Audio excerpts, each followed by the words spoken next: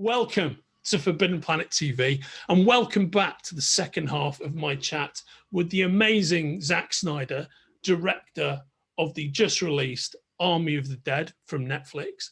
And you can order the Forbidden Planet edition of the Army of the Dead making of book signed by Zack from the links attached to this conversation.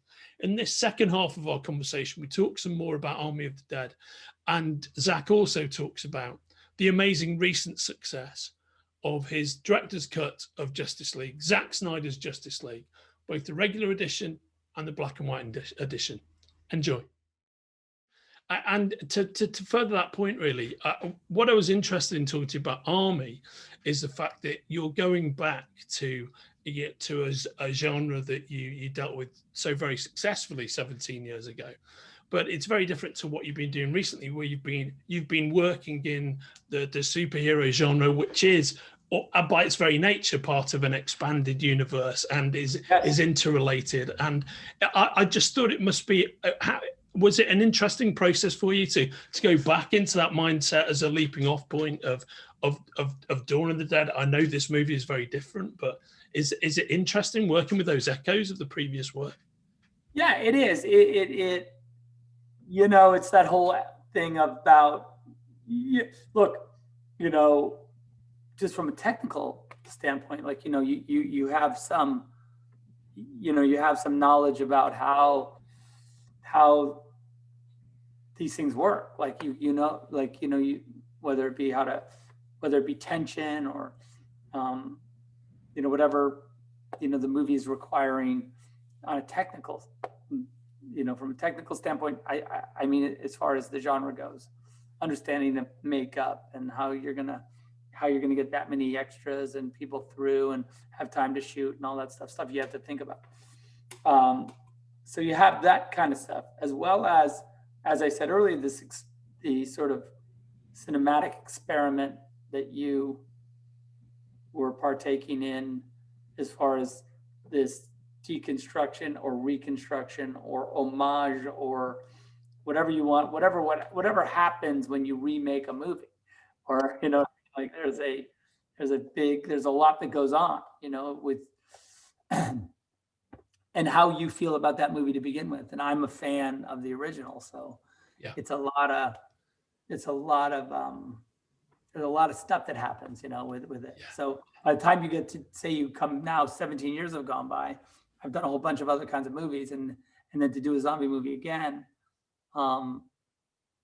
there is a big conversation that goes on just as an artist and sort of thinking about it, like whether it be social commentary or like how are you gonna apply the things that make that genre sort of interesting and relevant to your movie and still continue to kind of make it more or something else. That's the challenge, of course. Yeah. And I think it's the 17-year hiatus. I don't know, maybe because I was thinking of the movie right after Dawn, it seems a lot closer to me. It seems a lot, it doesn't, I mean, yes, of course, I can certainly, like, you know, none of it's linear, you know, yeah. And I think in that sense, and especially when you think about your career and the way you work and the different symbols, none of it's linear. So none of it doesn't feel like, you know, I did this movie and so then I did that movie, so then I did that movie. Like, I think it jumps all over in the filmography for me anyway. Of course. That makes complete sense to me. Speaking of returning and revisiting, you're rocking into the release of Army of the Dead after what must have been an incredibly gratifying process, having been through the revisitation, the completion of Zack Snyder's Justice League, and then to go through that and then to have the response that you've received, just the sheer validation and joy with which hardcore movie and comic book fans like ourselves here at FP greeted that movie. How did that feel for you? It's been really, it's been just amazing. And I couldn't have imagined that this would be the outcome and the results of that experience. You know, you can imagine, I never thought, you know, we would find ourselves here.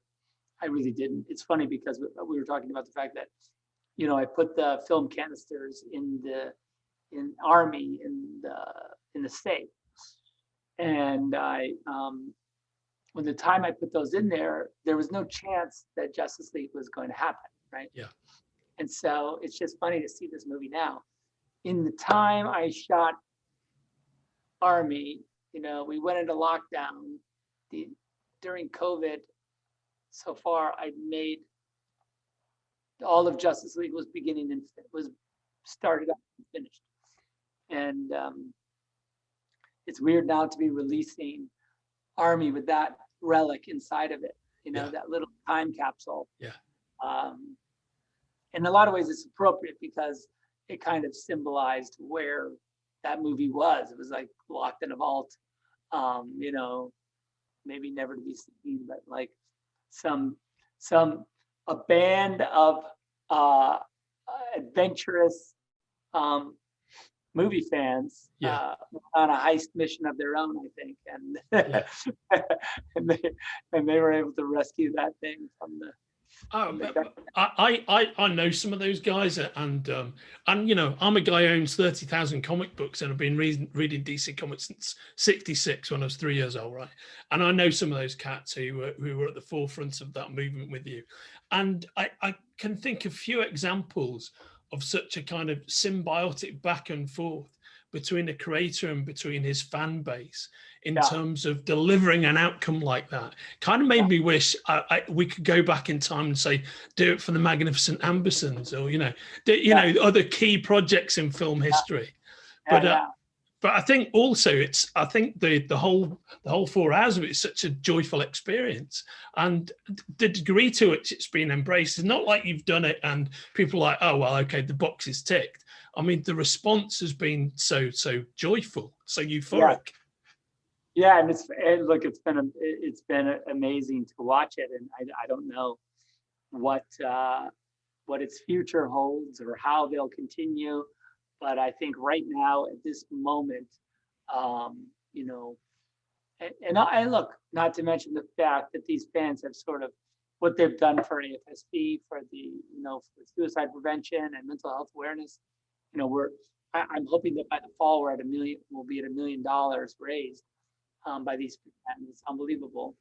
And I still have there's still a few IMAX screenings left in the offing. So, brilliant! Stand by. Justice League is amazing in IMAX. It's 2 hours and 20 minutes, and then there's an intermission, and then we take it home. But it's like a double feature when you watch it in the theater. Is that ultimately going to play London, do you think, Zach? The IMAX. The IMAX, yeah. It would be amazing. I would love to do that. I would love to do that. Be great if we could get it at the Waterloo IMAX. That would be fantastic. I'll be at the front of that queue if it happens. Is that the biggest screen in it's the biggest screen in the UK, yeah. Okay, and it's right in the centre of Waterloo. It's not very far away from the Titan offices, actually, maybe 10 minutes walk. But yeah, it's the biggest one in the UK, and it's I think that would be the perfect venue for it. Okay, I'm just making notes. More notes. I got a lot of notes. Oh, that's good. We aim to please with the Hot Rock. I got IMAX in Waterloo, London, and I don't know what else you want me to write down. Yeah, well, the Hot Rock's based on a famous Donald Westlake novel, the guy who created Parker, but this is his other character, who's like a kind of a crime planner, as it were, and it's about how everything goes badly wrong. It's the usual heist thing. The heist goes well, Yeah, as it does. The classic pattern, right? And I can one more thing about Justice League. So the black and white cut. How did that come about? And how is that as a result of your editing function? Is that where it came from? Yeah, I mean, it started out as a way. Because I had it with all the previs, right? My cut was just full of previs because I didn't have any visual effects shots. And I did a little experiment, like, oh, you know what? If I turn the movie black and white, it kind of smooths out the differences in the visual effects and the previs. And also, I think, in my mind, in protest a little bit to the way the movie was colored, that I saw anyway on the billboards and in the advertising, this kind of crazy hyper chroma freak out that they indulged in. And so it kind of felt like a twofold, killed two birds with one stone. But the truth is, in living with it, it just took on a life of its own. That version, the black and white version, really it starts to mean something more. I think to me, it just has this. When you watch it in black and white, it feels like a movie that has existed forever in a lot of ways, and it's a really weird sensation.